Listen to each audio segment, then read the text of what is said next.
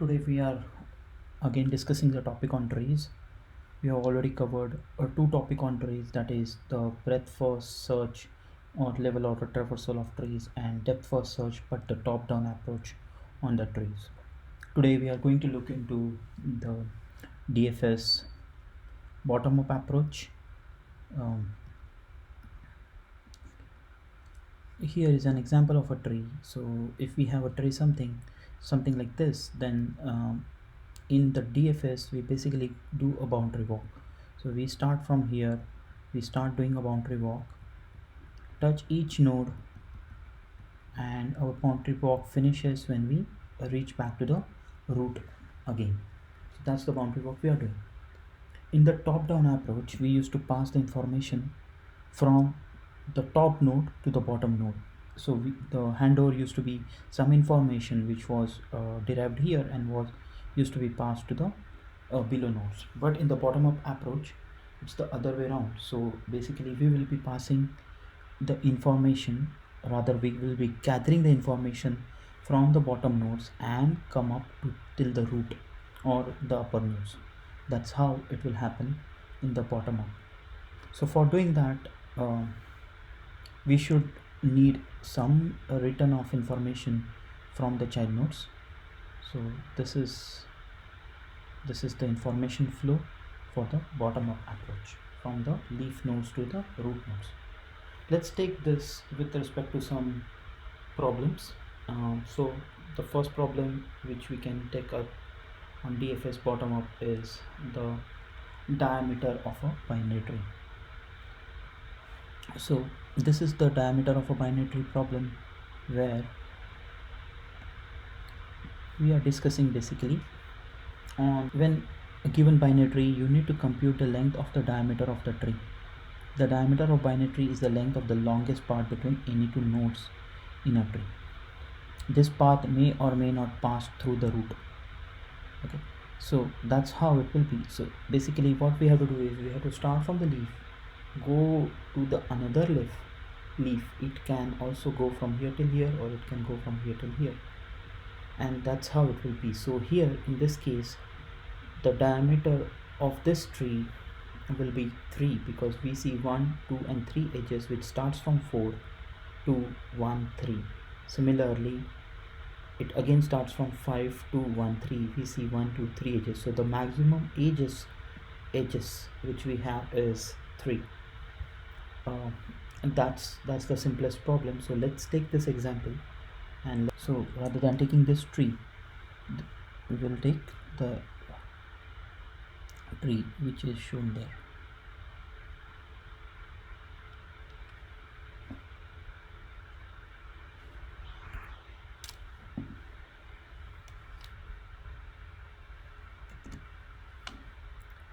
So let's take that tree as an example, and let's do this.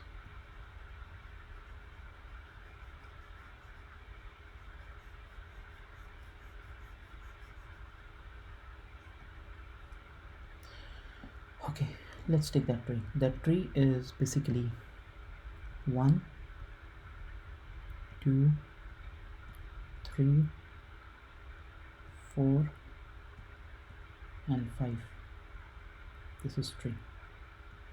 So if you see, we have 1, 2, 3 edges, or we have 1, 2, 3 edges. So anything with respect to that is the answer. The output should be 3. So expected output is equal to 3, and we are discussing on diameter of tree problem. This is our problem. So for doing that, what we have to do is basically we have to start from the root. We have to go to till the leaf, and then we have to start calculating the edges it has. So when we look at one, it has two parts to it, left and a right part. On left it has 2 edges, on the right it has 2 edges. Even though there are 3 edges here, we are talking about only one path. So for this we have left, we have 2 edges, and we have right 1 edge. And when left plus right edge, we get that is nothing but the output. That's what we want to do. So how can we achieve it?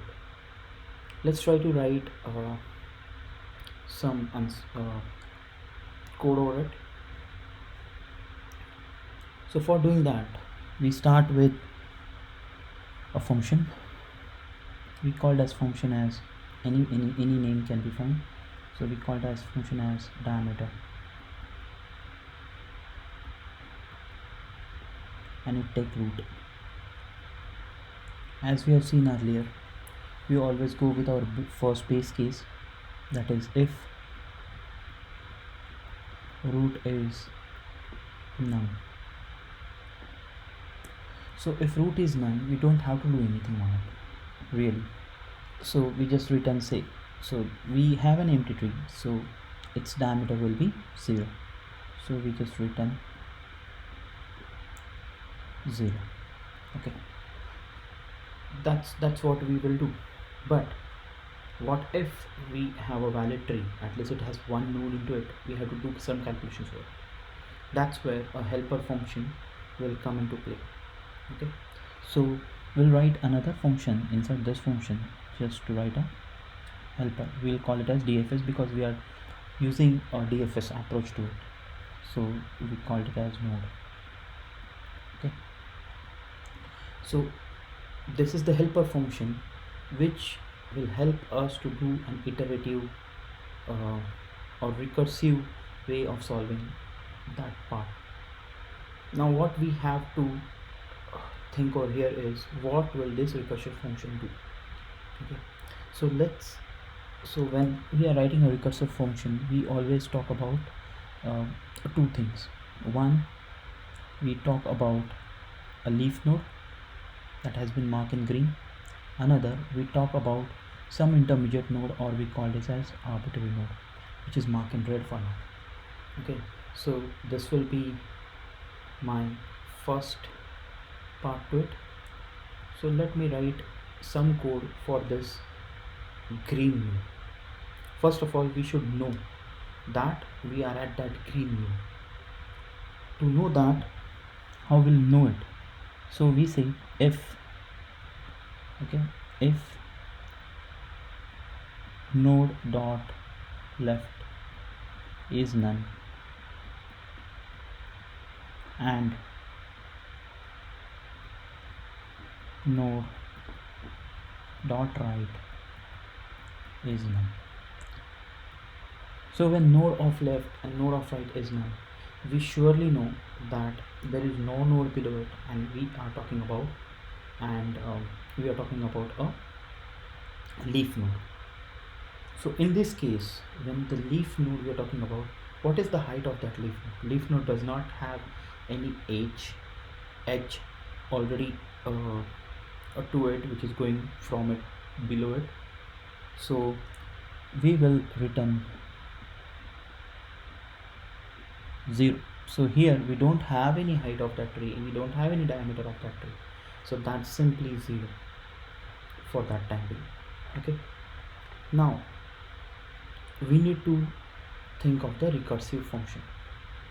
So we talk about the recursive function, that is, we write it in red for now so that we understand that we are writing about the recursive function. So recursive function, we write if node dot left is not none. So that means it has some node below it. That means it is an arbitrary worker. We are writing that arbitrary worker red. So when we have to do this, what we have to do, when we have that node, we call it recursively. So we call it as DFS of node dot left. Similarly, we do it for node dot right is not none. What we do, we call that recursively node dot right. This is the basic function which we always write for DFS, so that we have written for now. Now what we have to do, when we we have some information getting back from the arbitrary worker. So here when we are talking about 2 will call as node dot left. Node dot left will return 0, but that's not the case. We have one edge towards it, so we have to add 1 to it, right? That's what we have to do. But for that we have to take that information and put it in something. Okay, so I will simply call it for now as left hand, and there we will gather that information. Similarly right left half, and here it is the right half information. We are getting the right half information here. So whatever information he is getting from here, we are putting it here, and whatever we are getting from this node, we are putting it here. But as we have written the leaf node code that will return 0, so it will return 0, so we have to add 1 to it, right? That's where we'll keep on adding the data. Now right now we are in the internal case in this case. So when we have to get that data here, we need to have an internal bucket to store this information or to store this answer, and then finally we have to pass it to the global bucket of data. So we'll put that 2 buckets for which we need answers. So here we'll call it as overall diameter,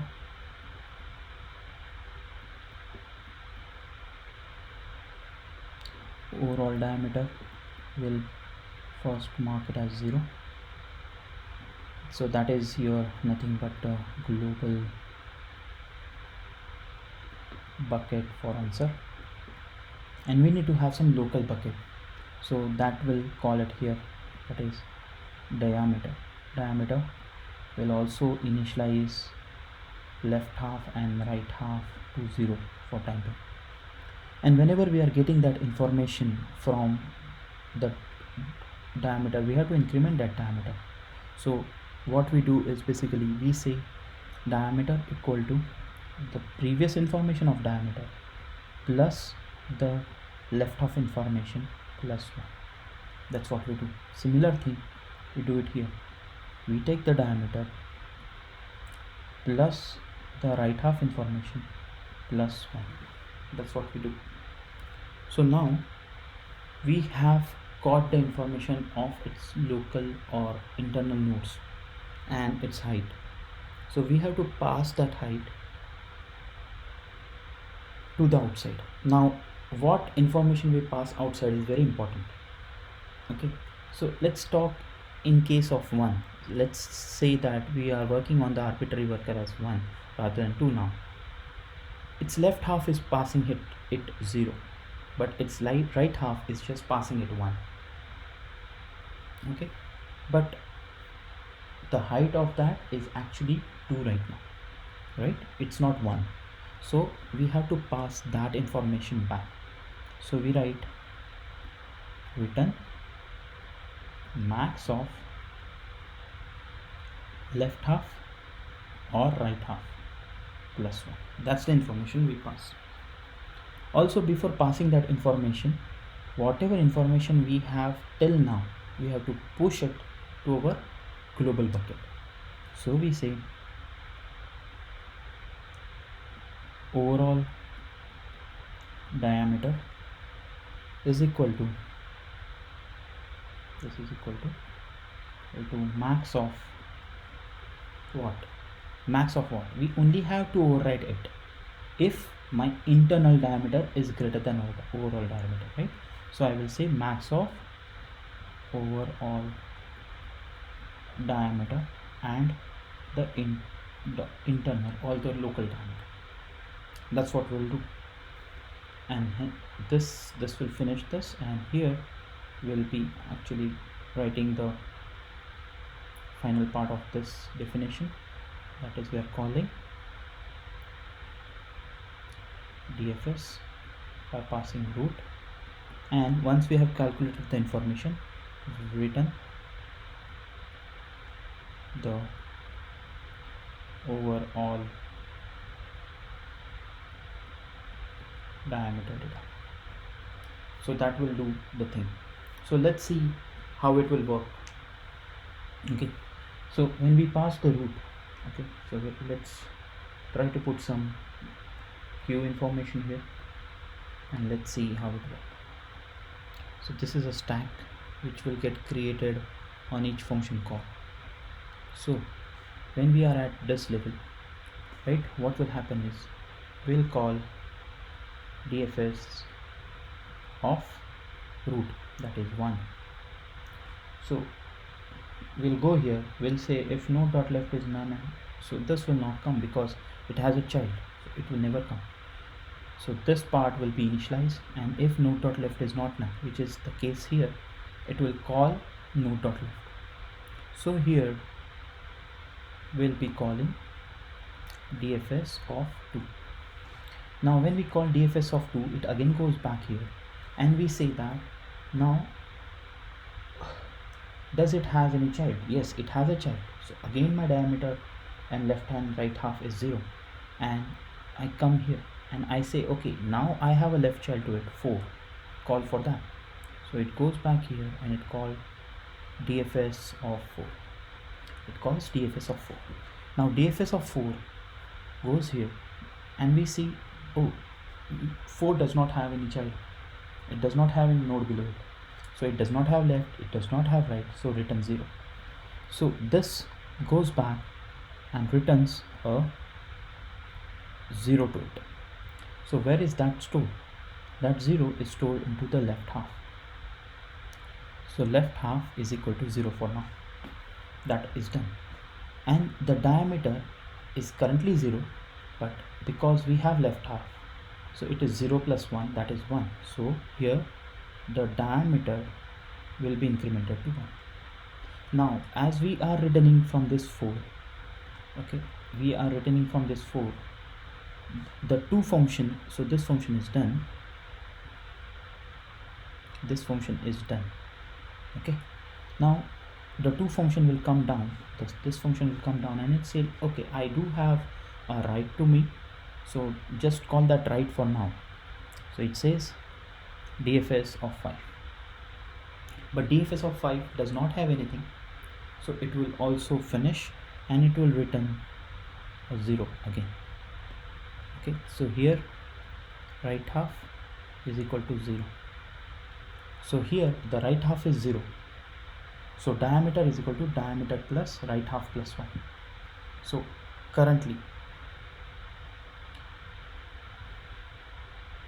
the diameter is 1, so 1 plus 1 equal to, it becomes 2. Okay, that's how it becomes 2.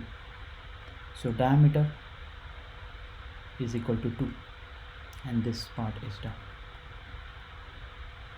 Now this 2 is returning back.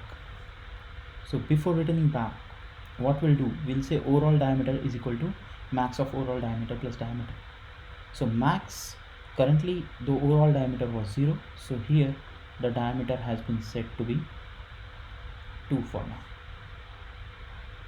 And here we return the max data, max of LHS plus RHS plus 1. So LHS is 0, RHS is 0, so we return 1. So this returns him 1. So he gets the answer back from him as left half is equal to 1. So my diameter equal to 2 now. Okay,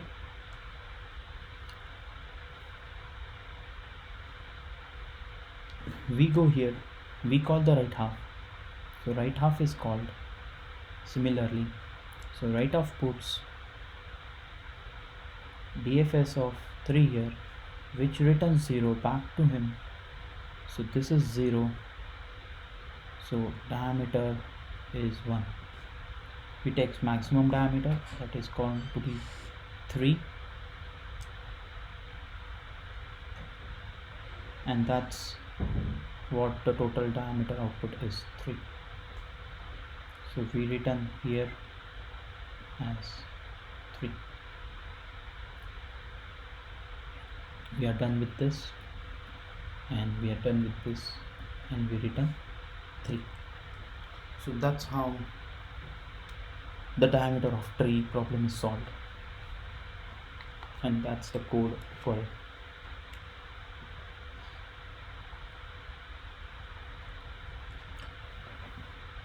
Let's move to another problem, and here we'll see another problem of counting the unival subtree. Okay, so if you see here the code which we have just written, compiled and been submitted, we get the correct output for this tree. So now we are moving to a new code where we are talking about count of unival subtree. What is a unival tree? Unival tree is a tree where the left half and right half has, and the node itself has the same value. So if you see here 5, there is no left half and right half, so this itself is a unival tree. So always in a tree all the leaf nodes are unival in itself. But if you see this 5, it does not have a left half but it has a right half and the value matches, so this is one more unival tree. So the output of this will be 1, 2, 3 and 4. So output will be 4. This is not a unival because its left half does not have the exact value, so the child of this is 1. If this was 5, then it would have been a unival and the output would have been 1, 2, 3, 4, 5 and 6. But here in this case, as this is 1, the output is 4. So let's see how we can solve this problem. Let me drop this and let me open now.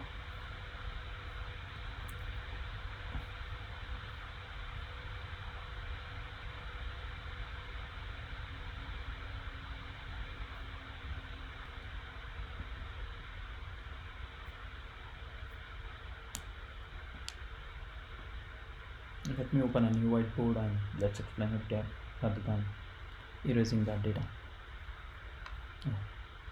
So this is what we just finished, and let me take an example then.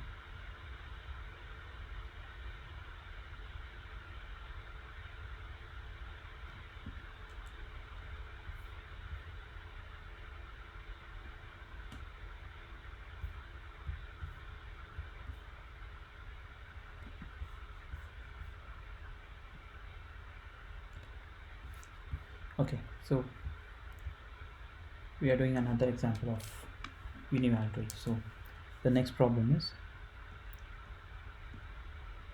unival tree. Let's draw that tree here. We had a 5 here, we had a 1 here, we had a 5 again, we have a 5 again, we have a 5 here, and we have a 5 here.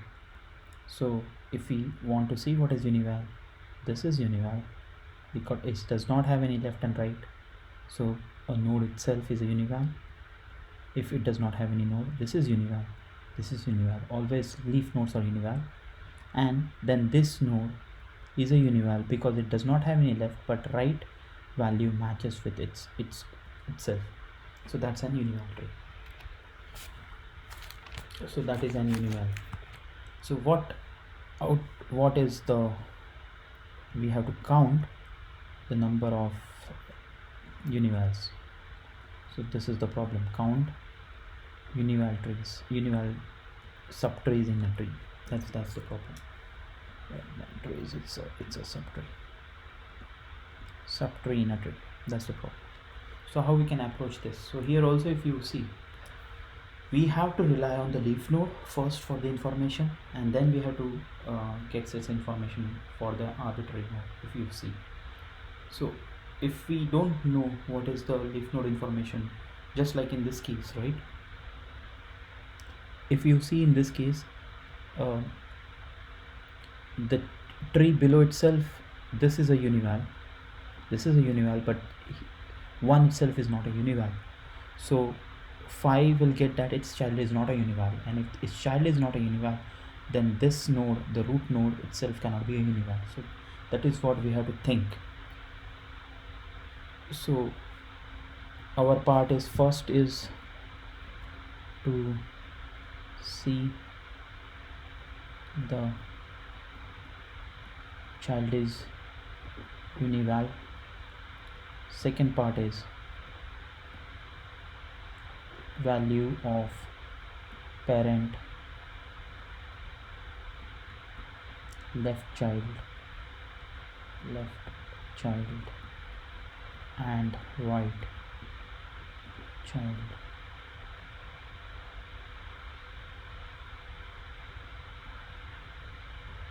Matches. So these are the two objectives right now we have to do.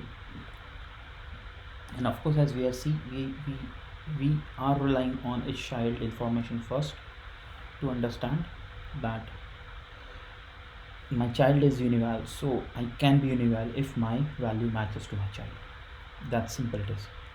So let's do the DFS bottom down on this and see how we can do it. So let's start writing. So DFS of overall. So I'll start from here. Definition overall. So I'm writing overall problem here. Rather than overall, I will say unival.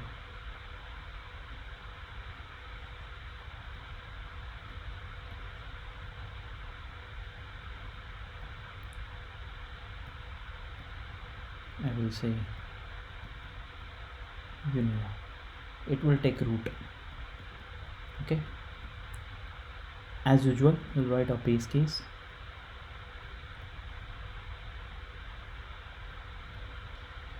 In that base case, we'll say if root is none. So we have a tree which does not have any nodes to it. Then can it be a unival? No, it cannot be a unival. Or the count will be 0 at that time. So we'll just return 0 at that time. But what if we have some data and we have some tree actually and we have to calculate it? So for storing that information, as we saw in the previous problem, that we need some global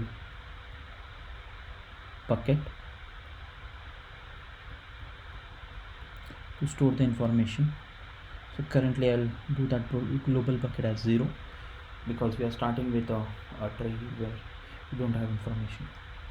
Then we'll write a helper function here. So I will just mark it as a box for now because this is the function which will be writing later on. And then we have to call this helper function to get that information, right? So I'll call that helper function as DFS and I'll pass root to it. And whatever output we get from out that, and we basically return the global result, right? Global bucket. But because we have taken that bucket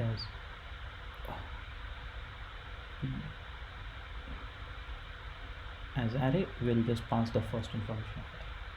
So this is the basic function we'll write, but the main work of this whole function will be done in this code, which I'm writing it here. So I'll write a DFS. It will take a node. First of all, because this is a tree and we are writing a DFS, it will be mostly, we'll write it in recursive manner. So when we are writing in a recursive manner, we first need to talk about the leaf node. So we'll talk its first base case with respect to leaf node, that is if.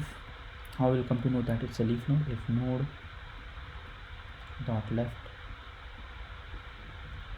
is none and node dot right is none, then that means it's a leaf node. Now when it's a leaf node, what we have thought, that leaf node in itself is a unival always, right? A leaf node in itself is a unival. So that means we have to return that he is an unival. So that means we'll return true that he is an unival too. But because we already know that this leaf is unival, we have to increment this global bucket which is counting for our problem. So we say global bucket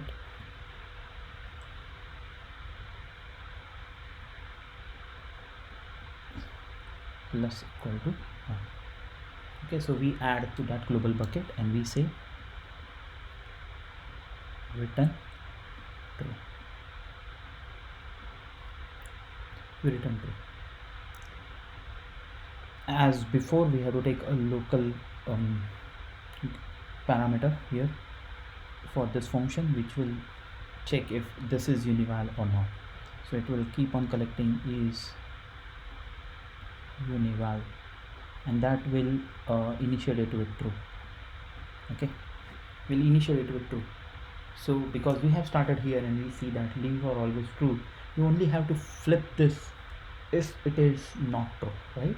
You have to keep on flipping this if it is not true, or else if you see this, if you started from here, it was true, true and true, it will go as a true, but you only have to flip it if something is off, which does not matches our rules. These are the two rules which we are looking into. So that's why we initiated it with true. Then we'll write our recursive code with respect to arbitrary worker, that is if node dot left is not none. So when my left node is not none, what I have to do is as simple as that. I will call DFS of node dot left. Okay, similarly I will say node dot right is not none. I will call DFS of node dot right. This is how we traverse, right? This is what we have written. But as you see, we are returning some information from its leaf, right? We have to collect that. So we are taking that information and this is a boolean information which we are getting. So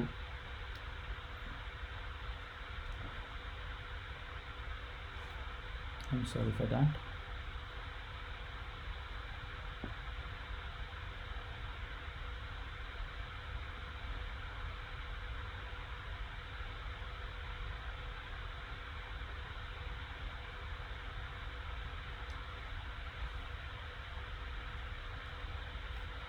Okay, so we are taking a boolean information, so we'll mark this as a boolean variable.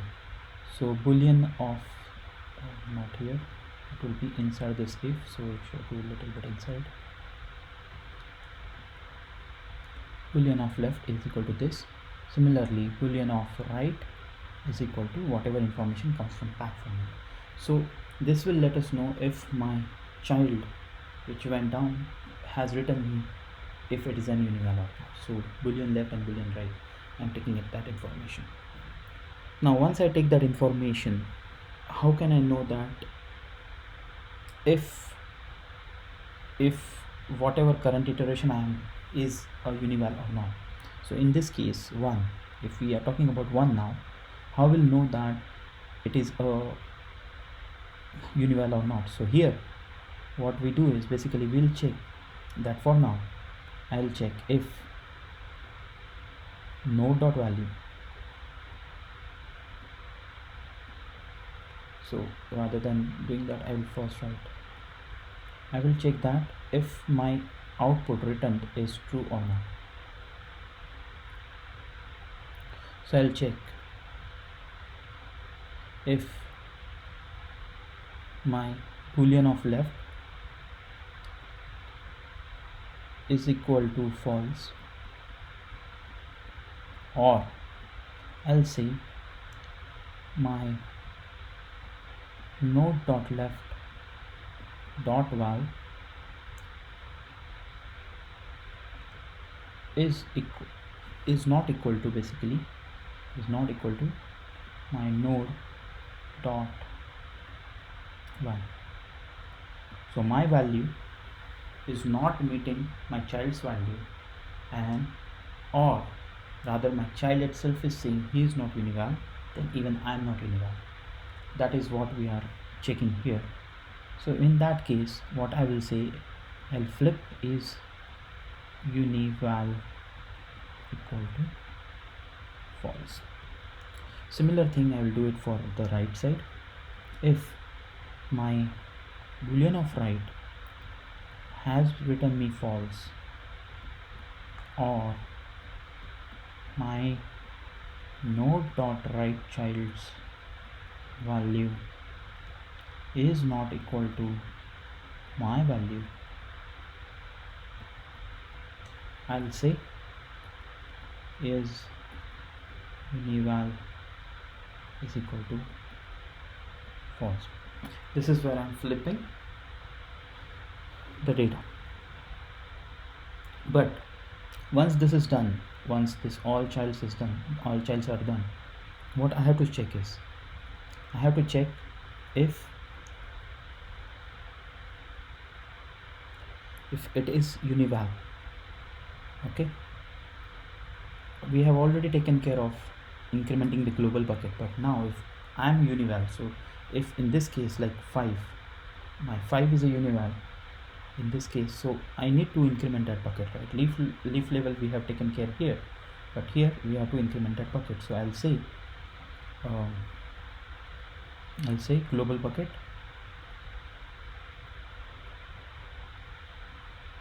because we took an array as a global bucket of 0, we'll say plus equal to 1.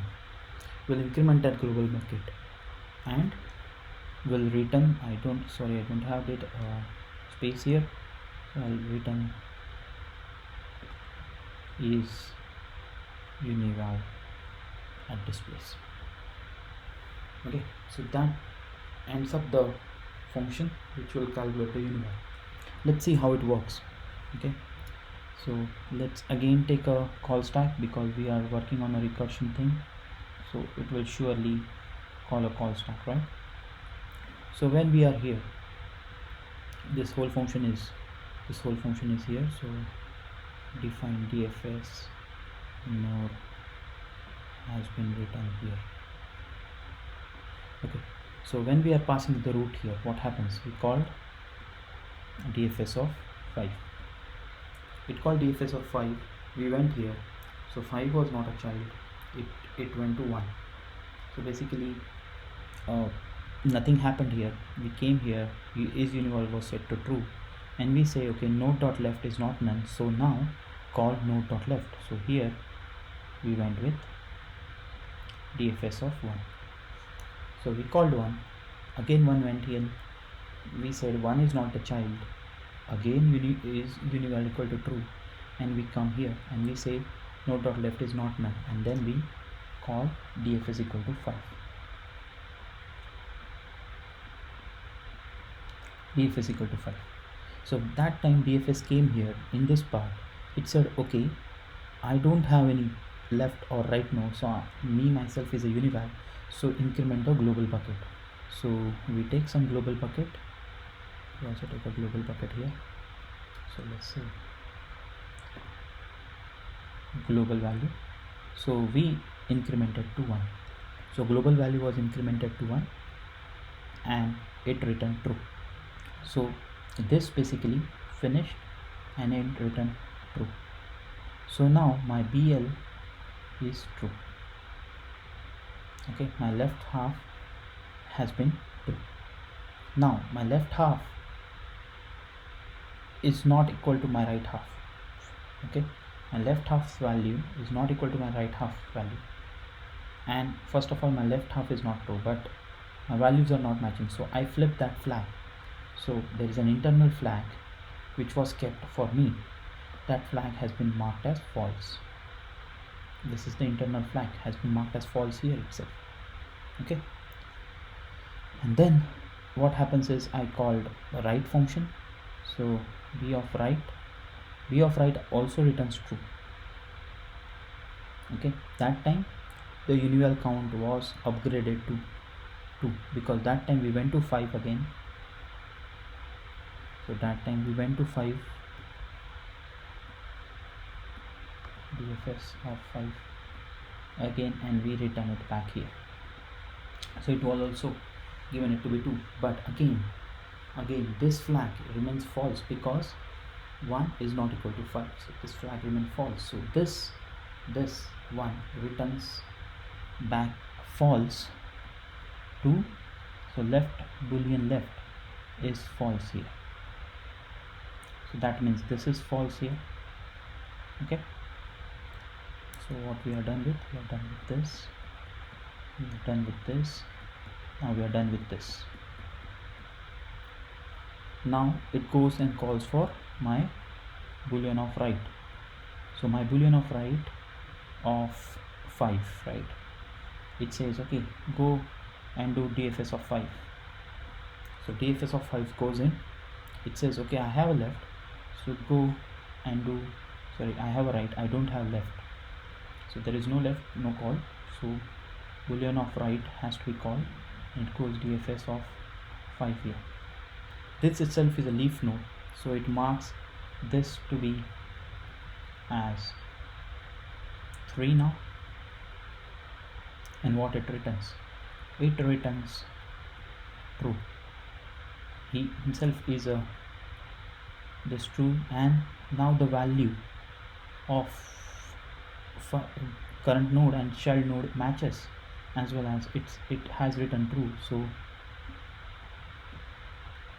is unival is true set for this. Okay, so we have done with this. He says I don't have any left, I'm done with right, so it returns a true here, so it returns a true here. But now here, even though it returns true, and even if its value is correct, right, we have already set to be as false, and this increments the counter to be 4. So when it returned back, it went here and it did this part, and it returned the true here. When it goes to true here, because it was already set to false, does not flips it over, it does not flips it to true, it always remains false, and that's what we get at the end, and this counter always stays here, and we are done with this iteration. So at the end our output is 4. So this is our output, final output. So this finishes 2 problems on the DFS on trees on the bottom up approach. Here if we see, we on both the cases, both the problems, we have solved the data, we have solved the problem from bottom towards the root, and that's where we end our execution, if you see. So this is all about trees, BFS and DFS problems. Thank you.